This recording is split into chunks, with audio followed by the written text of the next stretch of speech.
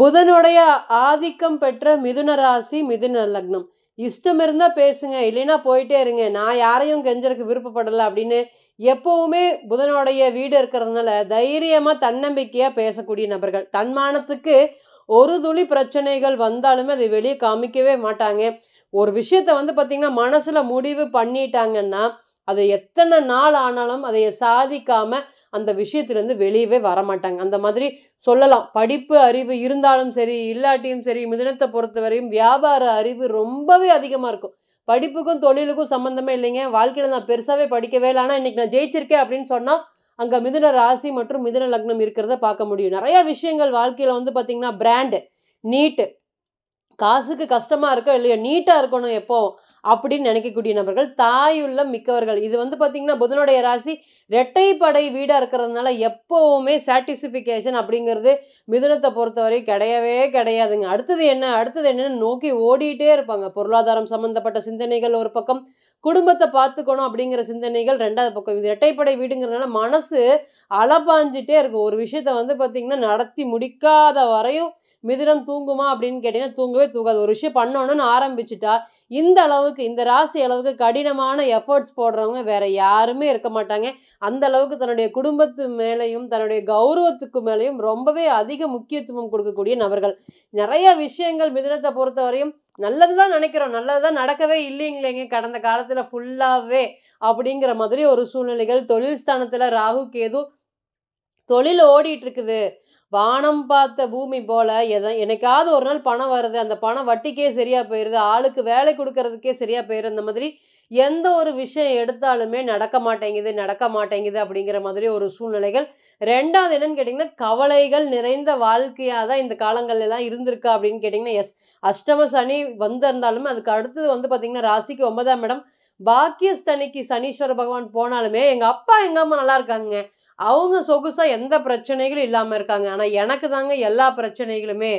ஒரு விஷயங்களுக்குமே என்னையை எதிர்பார்த்துட்டு இருக்கிற மாதிரி இருக்கிறாங்க. நான் இதையும் பண்ண முடியாமல், என்னுடைய வேலையும் பண்ண முடியாமல், என்னுடைய தொழிலையும் பண்ண முடியாமல் என்னால் தத்தளிச்சிட்டு இருக்கேன் அப்படின்னு சொல்லக்கூடிய நபர்கள். இதனாலேயே வருமானம் பெரிய அளவுக்கு பாதிப்படைஞ்சுதா அப்படின்னு கேட்டிங்கன்னா எஸ். நிறைய விஷயங்கள் அடுத்தவங்களுக்கு சப்போர்ட் பண்ணுறீங்க, இன்றைக்கி போய் கேட்குறீங்க ஹெல்ப் பண்ண முடியாத சூழ்நிலை தான் இருக்கேன் அப்படிங்கிற மாதிரி சொல்கிறாங்க. அந்த அளவுக்கு ஏன் மற்றவங்க எல்லாருமே கல் மனசாக போயிட்டாங்க அப்படிங்கிற மாதிரியான வரி வேதனைகள் இது ரெண்டுமே மிதுனத்தை பொறுத்த வரையும் ரொம்பவே சுற்றிக்கிட்டே இருக்கா அப்படின்னு கேட்டிங்கன்னா எஸ், சுற்றிக்கிட்டே இருக்குது. நிறைய விஷயங்களில் கம்ப்ரமைஸ் ஆயாச்சுங்க, இனி காம்ப்ரமைஸ் ஆகவே கூடாது. தொழில் ஸ்தானத்தை எப்படியாவது பலப்படுத்தி இருக்கணும் அப்படிங்கிற ஒரு எண்ணங்கள் மனசில் ரொம்ப அதிகமாக ஓடிட்டே இருக்குது அப்படின்னு கேட்டிங்கன்னா எஸ். எப்போவுமே மிதுனத்தோட ராசியை பொறுத்தவரை பார்த்திங்கன்னா 2 இன்கம், ஏதாவது ஒரு வழியில் 2 வழி வருமானத்தை உருவாக்கணும் அப்படிங்கிறத தொடர்ந்து போராடிட்டு இருப்பாங்க. அந்த இன்கம் அப்படிங்கிற இடத்துல பிரச்சனைகள் வரும்போது துவண்டு போயிடுவாங்களா அப்படின்னு கேட்டிங்கன்னா எஸ், நிறைய துவண்டு போயிருக்காங்க. பொருளாதார சம்மந்தப்பட்ட விஷயங்கள் பிரச்சனைகள் ஏராளமாக சந்திச்சிருக்காங்க.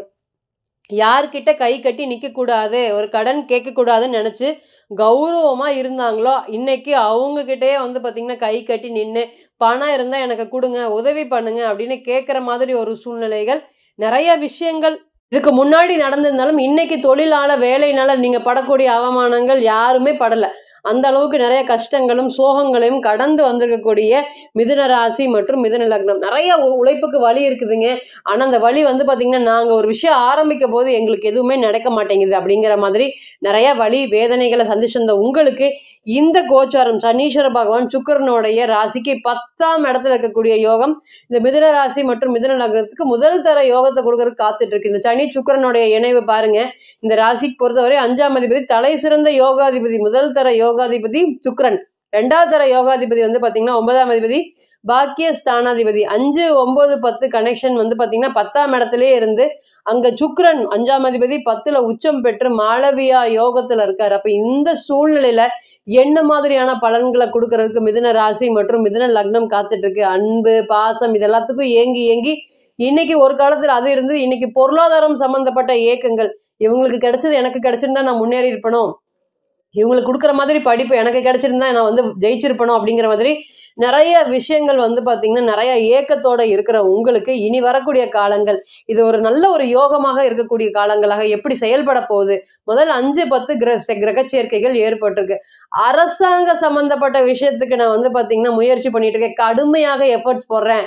கண்ணை மூடிட்டு படிச்சுட்டு இருக்கேன். இருந்தாலுமே எனக்கு வந்து கை கெட்டினது வாய் கெட்டாத மாதிரி எந்த ஒரு சூழ்நிலையிலுமே ரொம்ப ஸ்ட்ரகிள்ஸாக இருக்குது. மனசு வந்து பார்த்தீங்கன்னா என்னால் படிக்க முடியல, கான்சன்ட்ரேஷன் பண்ண முடியல, 1 மார்க் 2 மார்க் வித்தியாசத்தில் நான் தோத்துட்டு வந்துடுறேன் அப்படின்னு சொல்லக்கூடிய நபர்கள் அனைவருக்குமே இந்த கோச்சாரம் பாருங்க 9-10 தொடர்பு, அதே போல் 5-10 தொடர்பாக இருக்கிறதுனால அரசாங்க சம்பந்தப்பட்ட வேலை வாய்ப்புகளுக்கு நான் கடுமையாக முயற்சி பண்ணிட்டு இருக்கேன். இல்லை அரசாங்கத்து வேலையில் இருக்கேன், கடுமையான மன அழுத்தங்களும் தொந்தரவுகளும் என்னை வந்து பார்த்தீங்கன்னா சாச்சிட்டு இருக்குது. ஏன்னா இன்னைக்கு பாருங்க சனி ராகு கிரக சேர்க்கை இருக்கு. இதுக்கு மேல மிதுனத்தை பொறுத்தவரை வேலையில ப்ரெஷர் இருக்குமா அப்படின்னு சொல்ல முடியாது. அந்த அளவுக்கு ஏறக்குறைய ஒரு 10 வருஷம் 15 வருஷத்துல சர்வீஸ்ல இருந்தீங்கன்னா இந்த 15 வருஷங்களும் இந்த மாதிரி ஒரு பிரச்சனைகள் சந்திச்சிருக்க மாட்டீங்க. அந்த அளவுக்கு வந்து பார்த்தீங்கன்னா பெரிய அளவுக்கு பிரச்சனைகள்லாம் கொண்டு வந்து கொடுத்துருக்கு.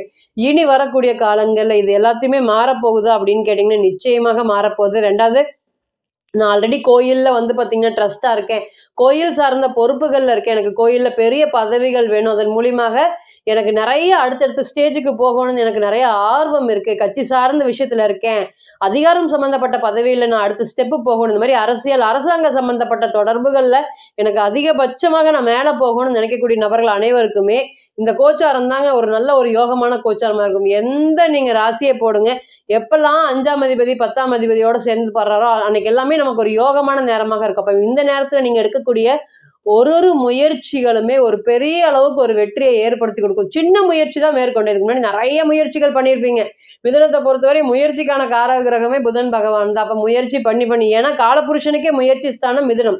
அப்போ உங்களுக்குலாம் சொல்லவா தேணும்? அப்போ எவ்வளோ முயற்சி பண்ணி எஃபோர்ட்ஸ் போட்டு இன்னைக்கு ஜெயிக்க முடியாமல் ஒரு வருத்தத்தில் இருக்கீங்க. இனி வரக்கூடிய காலங்களில் முயற்சி ஸ்தானம் பலம் பெறதுனால அரசியல் அரசாங்க சம்மந்தப்பட்ட விஷயங்கள் அல்லது குழந்தைகள் வந்து பார்த்தீங்கன்னா நல்லா படிச்சுட்டு இருக்காங்க, அவங்க பாலிடிக்ஸ் ரீதியாக படிக்கணும்னு விருப்பப்படுறாங்க, பாலிடிக்ஸில் என்ட்ரி ஆகணும்னு விருப்பப்படுறாங்க, அதுக்கு எல்லாத்துக்குமே இது ஒரு நல்ல நேரமாக இருக்குமா இந்த நேரம்? அதன் மூலியமாக பொருளாதாரம் ஏற்றங்களை சந்திக்க வேண்டியது இருக்க சூழ்நிலை இருக்குமா? ஆல்ரெடி நிறைய விஷயங்கள் பார்த்தாச்சு, அது எல்லாத்துலேயுமே நடக்கலை. இனி வரக்கூடிய காலங்களில் அது எல்லாமே நடக்குமா அப்படின்னு கேட்டிங்கன்னா எஸ். முதல் தர யோகமாக 5ஆம் அதிபதி 10ல் உச்சம் பெற்றிருக்கக்கூடிய பலன்களை நீங்களே முழுக்க இந்த யோகத்தை வந்து பார்த்தீங்கன்னா ராசிநாதனே அனுபவிக்கிற மாதிரி ஒரு யோகமாக இடமாக இருக்குது. அதனால் இந்த யோகம் அரசியல் அரசாங்க சம்பந்தப்பட்ட விஷயங்கள் பாலிட்டிக்கல் ரீதியில் நம்ம படிக்கக்கூடிய சம்பந்தப்பட்ட படிப்புகள் இது எல்லாத்துக்குமே வந்து ஒரு பெரிய அளவுக்கு வாய்ப்பை ஏற்படுத்தி கொடுக்கும். அதே போல் 5ஆம் அதிபதி 10ல் இருக்கிறனே என்னுடைய மகனாகட்டும் மகளாகட்டும் பொருளாதாரம் சம்மந்தப்பட்ட விஷயத்தில் பெரிய அளவுக்கு வருவாங்க, வேலைக்கு போகிறாங்க, இருந்தாலுமே நல்ல வேலை கிடைக்க மாட்டேங்குது, படிப்புக்கேற்ற வேலை கிடைக்கவே இல்லை, அவங்க கொஞ்சம் வந்து பொருளாதாரத்தில் ஏற்றி கொண்டு வந்து எங்களுடைய குடும்பம் அடுத்த ஸ்டேஜுக்கு போயிருங்க நிச்சயமாக தைரியமாக. 5 இன்டர்வியூ வரை போகிறாங்க, 6 இன்டர்வியூ வரை போகிறாங்க, கிடைக்க மாட்டேங்குது அப்படின்னு குழந்தைகளுக்கு வந்து பார்த்திங்கன்னா ஒரு பொருளாதாரம் சம்மந்தப்பட்ட விஷயங்கள் நடக்க மாட்டேங்குதுன்னு நினச்சி அனுதினமும் நீங்கள் வேண்டிட்டு இருந்தது நிச்சயமாக பெருமாளுக்கு கேட்டுருச்சு. பெருமாளுடைய அனுகிரகத்தினால இனி வரக்கூடிய காலங்களில் வேலை வாய்ப்புகள் சம்மந்தப்பட்ட விஷயங்கள், எப்படி வேலை வாய்ப்பு நீங்கள் எதிர்பார்த்த மாதிரியே நான் வந்து கௌரவமிக்க பதவிகள் எதிர்பார்க்குறேன். இன்றைக்கெல்லாம் வந்து பார்த்திங்கன்னா இந்த மாதிரி கோச்சார காலத்தில் நம்ம எவ்வளோ பெரிய திறமசாலியாக இருந்தாலும் உதாரணத்துக்கு 12,000 சம்பளம் கேட்டாவே 14,000 போட்டுக்கோங்க அப்படின்னு கொடுக்கக்கூடிய நேரமாக இருக்கும். அந்தளவுக்கு ஒரு மிதன ராசி மற்றும் மிதன லக்னத்துக்கு யோகமாக செயல்படக்கூடிய பொருளாதாரத்துக்கு உண்டான பிளானட் ரொம்ப ஸ்ட்ராங்காக இருக்கிறதுனால எந்த முயற்சிகள் வேணாலும் வேலை சம்மந்தப்பட்ட விஷயத்துலையும் சரி, தொழில் சம்மந்தப்பட்ட விஷயத்துலையும், குழந்தைகள் சம்மந்தப்பட்ட விஷயத்தில் எடுக்கலாம். அதனால் வந்து பார்த்திங்கன்னா அடுத்த ஸ்டேஜுக்கு நம்ம போகிறதுக்கு நமக்கு வாழ்க்கை பயணத்துக்கு ஒரு வழியை ஏற்படுத்தி கொடுப்பாரா சுக்கிரன் அப்படின்னு கேட்டீங்கன்னா எஸ் நிச்சயமாக கொடுப்பார். 2வது தரம் யோகமாக என்ன அப்படின்னு கேட்டிங்கன்னா நான் ஆல்ரெடி சொன்னதே தான். குழந்தைக்காக வேண்டிட்டு இருக்கேன், குழந்தைக்காக போகாத கோயில் இல்லை, வேண்டாத தெய்வம் இல்லை, தினமும் பிரார்த்தனை பண்ணிகிட்டே இருக்கேன், குழந்தை பேர் கிடைச்சா போதும்னு இருக்குது. அந்த மாதிரி குழந்தைக்காக வருத்தப்பட்டுட்டு இருந்த உங்களுக்கு இனி வரக்கூடிய காலங்களில் குழந்தை செல்வமும் கிடைக்க போகுது. சுக்கிர பகவான் 10ஆம் அதிபதியோடு சம்மந்தப்படுறதுனால அந்த குழந்தை பிறந்ததுக்கு அப்புறம் நாங்கள் வீடு கட்டுவோமா, நாங்கள் வளர்ச்சி அடைவோமா, இந்த மாதிரியான கேள்விகளுக்கு எங்களுக்குன்னு ஒரு சொந்த வீடு எங்களுக்கு வேணும். ஏன்னு கேட்டீங்கன்னா, ராசிநாதன் 10ஆம் இடத்துல இருக்கிறார். ஏதாவது ஒரு தொழில் பண்ணி கண்டிப்பா 10ஆம் அதிபதி வந்து பார்த்தீங்கன்னா 4ஆம் இடத்த பார்க்குறாரு. வீடு அப்படிங்கிறத ஒண்ணு உருவாக்கிறணும். காரு ஒண்ணுங்கிறது வந்துரணும் நமக்கு.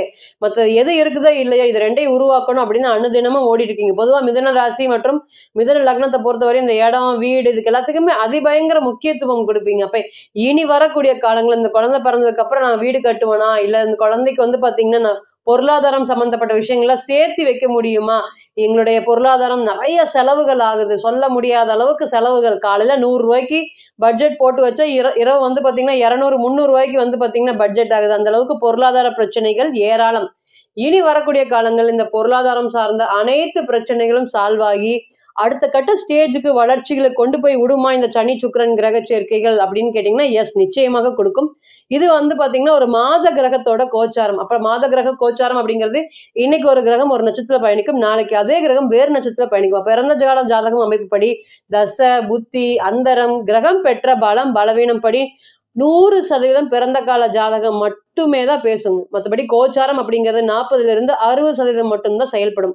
தனிப்பட்ட ஜாதகத்தை நீங்க ஆலோசனை பண்ண விருப்பப்பட்டா கீழே இருக்கக்கூடிய நம்பருக்கு கான்டாக்ட் பண்ணுங்க. நான் வணங்கக்கூடிய நரசிம்மர் உங்க எல்லோருக்குமே நல்ல வளமான வாழ்க்கையை ஏற்படுத்தி தர நிச்சயமா பிரார்த்தனை பண்ணிக்கிறேன். மீண்டும் ஒரு பதிவில் உங்களெல்லாம் சந்திக்கும் வரை உங்களிடமிருந்து விடை பெறுவது உங்கள் அஸ்ட்ரோ புவனேஸ்வரி. நன்றி, வணக்கம்.